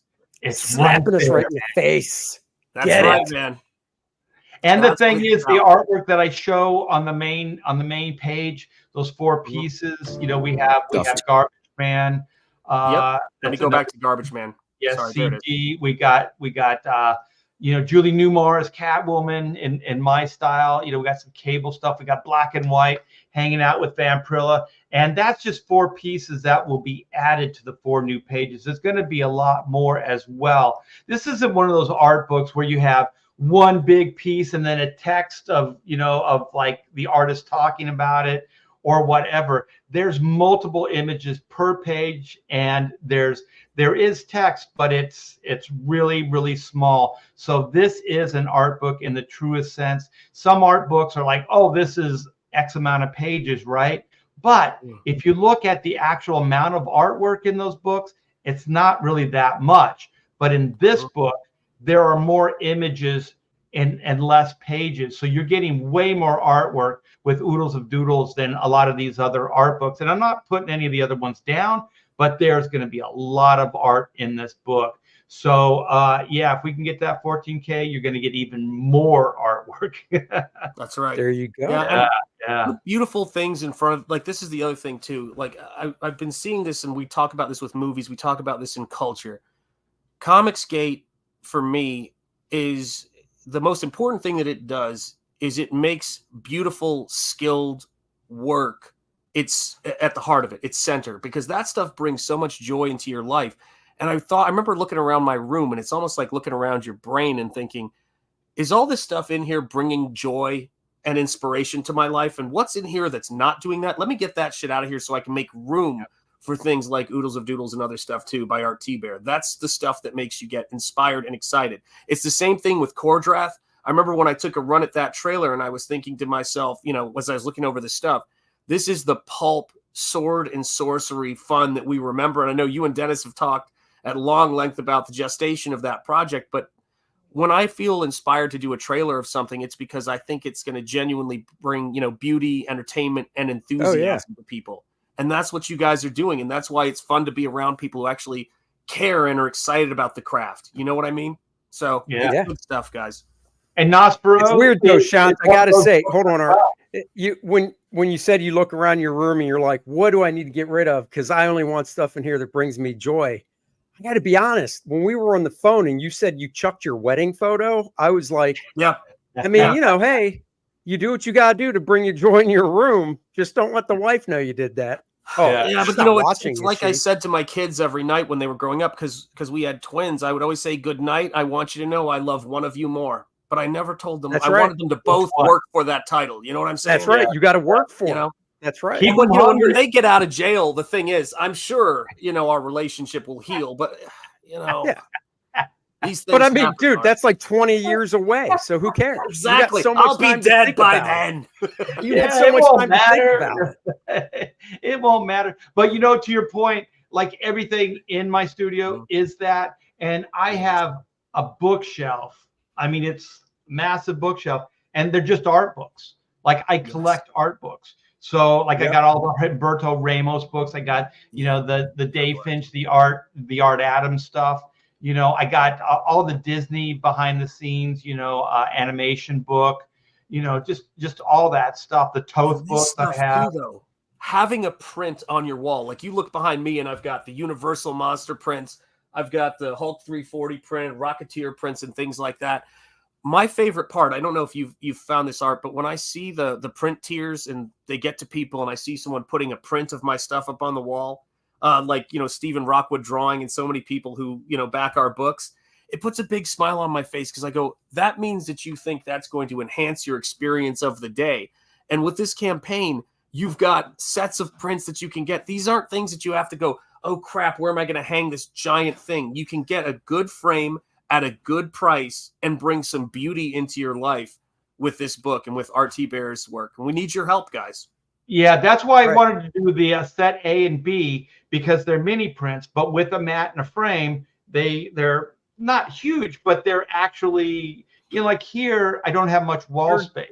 I mean, they're a good size. That's the thing. You know, some people think it's got to be this super huge poster, which don't get me wrong, those are nice. But when you take a print and put a nice mat and a nice frame around it, it just sings. And it looks more, it looks more, I guess you could say, you know, like if you're trying to sell your significant other on it, a mat and a frame, you get across, oh no, this is artsy. This is like what you see in galleries and stuff compared to just, you know, a frame. Just when I was trying to sell my significant other, oh wait, sorry, wrong. No, that was a different wrong market. Right. Wrong market. Yeah, that was a different statement you were making. I apologize. Yeah.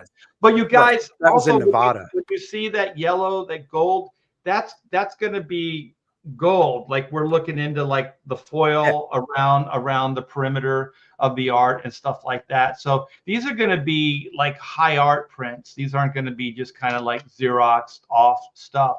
So in other words, like art was in the 80s, they're going to be high art. High That's art. Exactly right. Yeah, I was high all the time. And they're all high art was just in college for a few years. Okay, go ahead. A few years just smoking a fatty. But thank you so much for letting me share this stuff. And you guys, we're 2 days out. The book is signed and numbered. All the prints are signed. So and then we have the stretch goals, and we're 2 days away, and don't have too far to go. So if you're on the fence, back today. I do understand if you don't have the cash in the next 2 days, it is going to be in demand. But once again, if we don't hit that stretch goal, then those 4 pages are not going to be in the book because I got to get this thing to the printer, man. I want to get this thing out and to you as quickly as humanly possible. There you go. 14K stretch goal, guys. Let's make it happen. Boom. Go back baby. up. Let's see the actual date. I know Yep. 2 days. But let's see the date because it goes by Eastern time. Oh, it doesn't show it. Damn it. Doesn't show it yet. So if it's 2 days and it's today, that means it's probably what? You think it's Friday at 3 a.m.? I think so. So by Pacific time? Yeah, by tomorrow, this time it'll say 1 day. Because I think it's afternoon. It's afternoon where it shifts. It's about 1 or 2 o'clock, my time that it goes to the next day. So about this time tomorrow, it'll be 1 day, and then that's Thursday, and then Friday, it'll have the time will have run out. Yeah. There Sean, you want to show your campaign? Yeah. Oh yeah. Let me do that. Hang on. Speaking and then I'll show mine, and we'll call it a day. Yeah, Sean right. is high, and he's an artist. You guys are so funny, man. Because I always forget that kind of thing. I'm in that parent zone for too long. I'm just like, but no, I mean, this is the coolest thing about coming into work, or YouTube as we call it, right? And our offices often by ourselves. I'm excited to hang out with the people that I work with, because everybody's doing great art. Everybody's doing their best stuff. We are at Lucky Sevens, $7,707 on the second chance for Nosfero, the Crypt Walker. I'm doing new videos that are inside the story videos where you can, learn more details about it. And we're going to have both an art edition and in honor of Art Thibert, obviously. We're going to be having what I'm calling the second printing, which is the what I'm calling the oxidized edition. So if you back the art edition of the book, there's not going to be any type or word balloons on it. So you can just enjoy the paintings themselves. I think they call them naked. It's going to be a naked edition.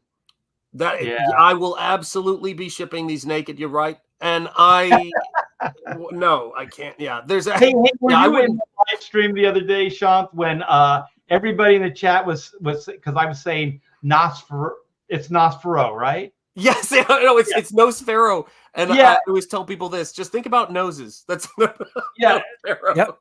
Nosfero. Nope. Nosfero. Yep. But they were telling me, they were saying, you don't say the S. They kept saying you don't say the S, and I'm like, no, you say the S. I've heard him say it. Yeah. And they're like, no, Art. And then what they did in the chat, they were misspelling it on purpose. So I would say, I know. I love the chat, man. That's what makes it all fun, And so if you want to get this book and you want to get it on the ground level, we've got the $25 tier. That's the second edition, and it will have different art in it. It's going to have the double page spread I did for the Visions piece. So that giant painting I did that Malin has in Visions for Godlike of Lascivia. And then there's the art edition right there, which is available to get. And then I know a lot of you guys who like Prince, you're going to be able, and I don't mean Prince's Royal Purple Badness. I was going to say, it's the artist formerly known as Living. Formerly known as Prince, right? So there's a special painting that's going to be in the second edition of this book that's going to be on the letters page, and you'll get a print of that if you back the book plus print. There's hey, I don't believe I signed a waiver saying you could print that nude that I posed for.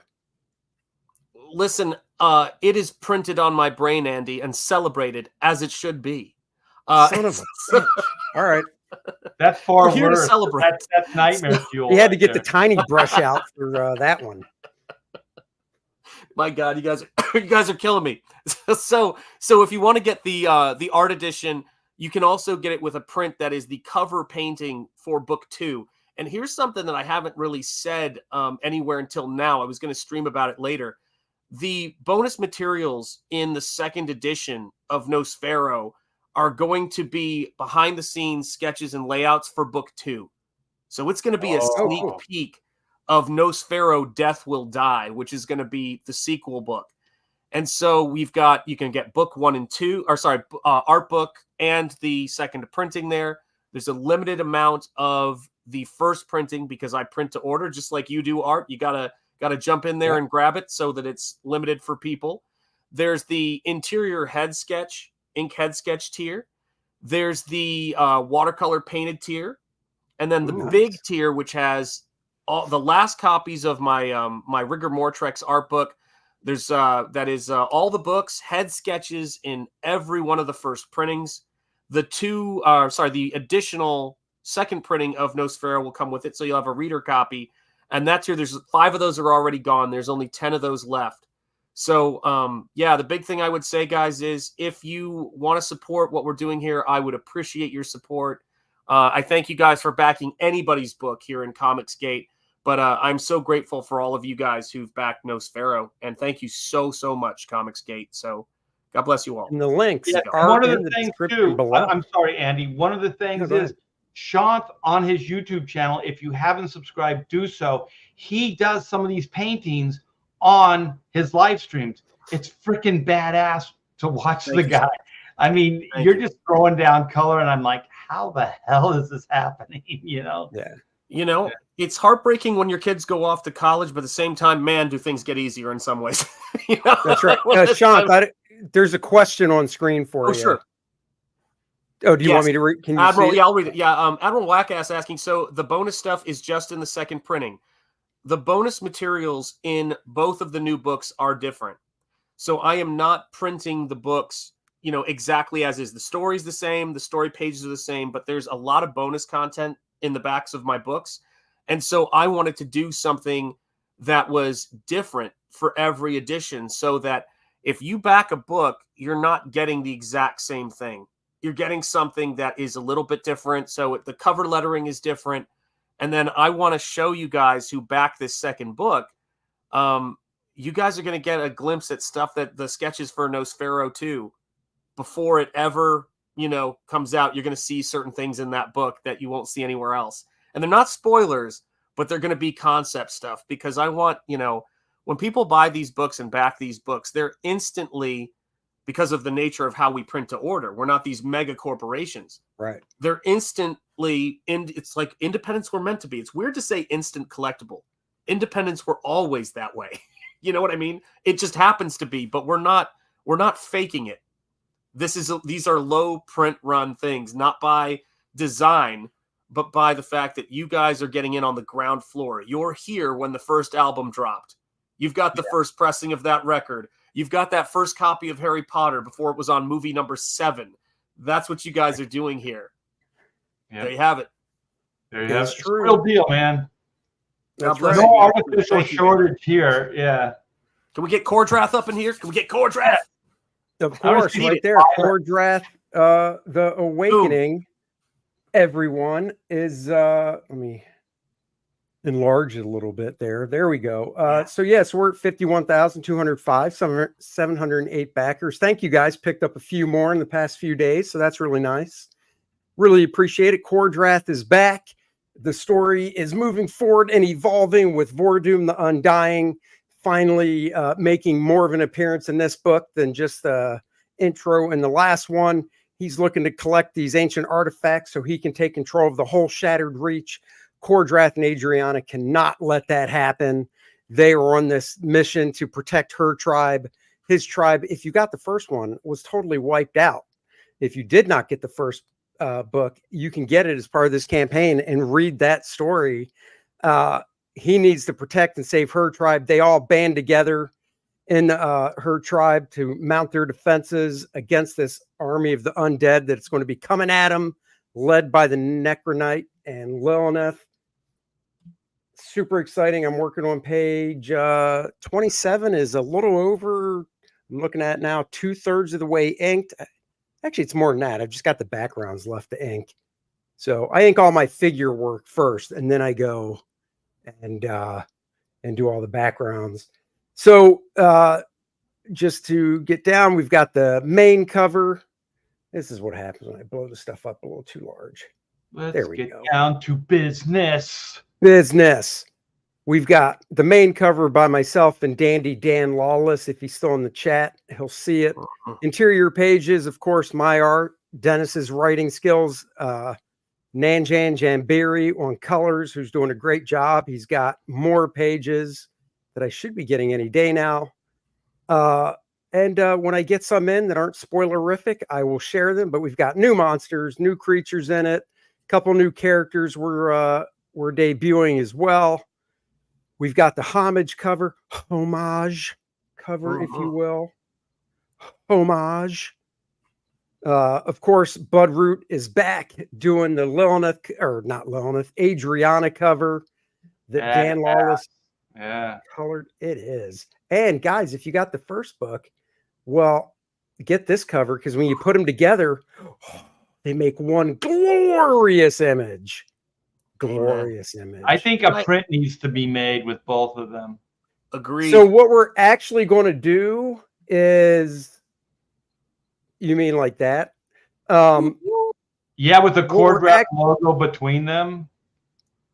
Yeah, I might have to see about doing, because we actually did put them together to make a poster, and we've gone back and forth. We're not actually going to put the poster on the campaign because of the cost. Because, you know how it is. If you're printing in bulk, that's fine. But a place we found, and we actually got one printed, and it's on really nice heavy paper. Basically prints on demand for the poster. So we're going to put them up on the website. So if you want a poster, you can go to the website. I just got to basically start advertising that. Hey, Andy, just a suggestion. We did like a black and white second chance, and we did an oversized black and white poster with new artwork, and it was really, really successful. So what size was it?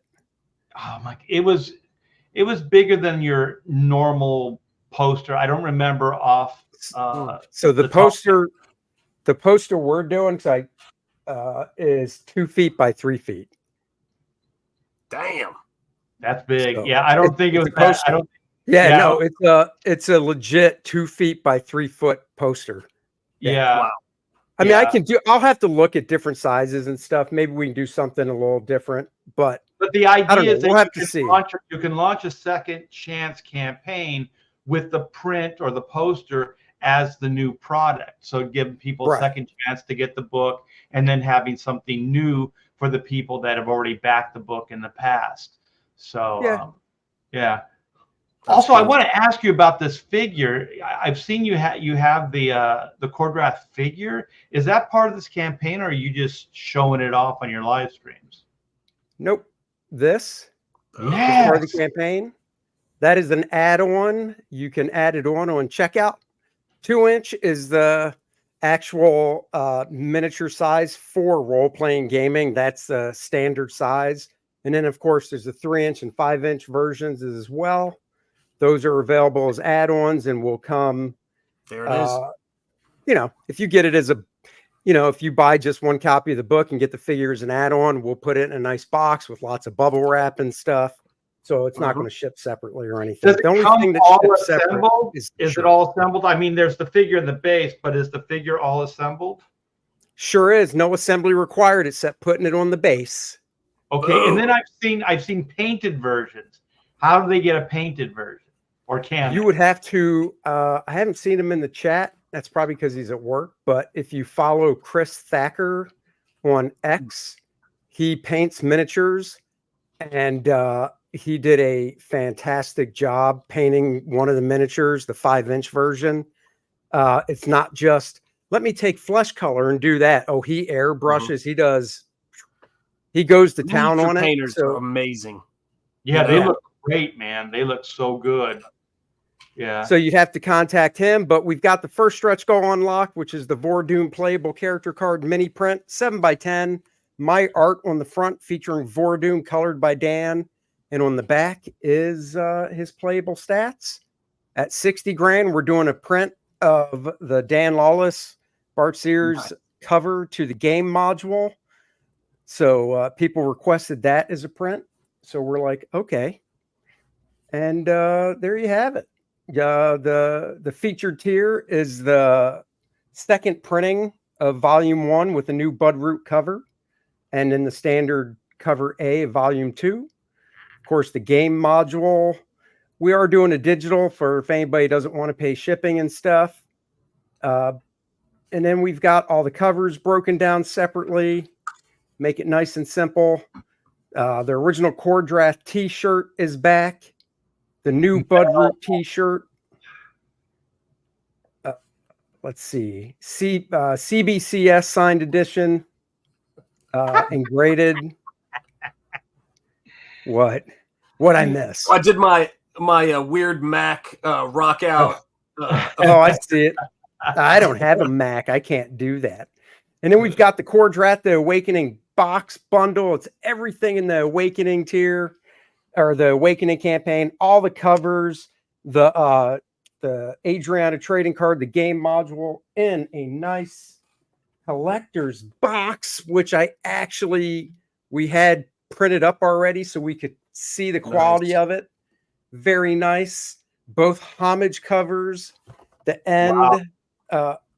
end of the box is the cover A for the Awakening. Nice. If you put it on a bookshelf, it looks like a big fat book with the logo and stuff. That logo is really cool, man. And it's awesome.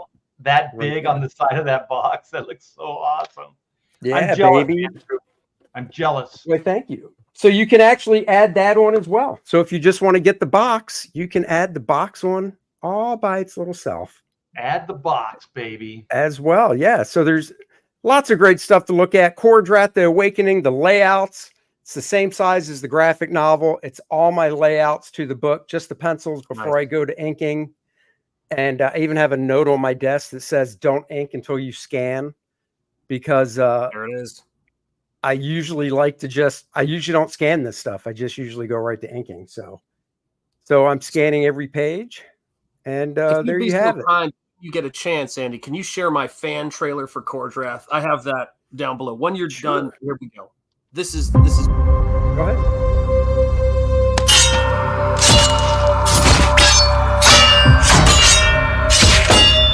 Look at all that blood.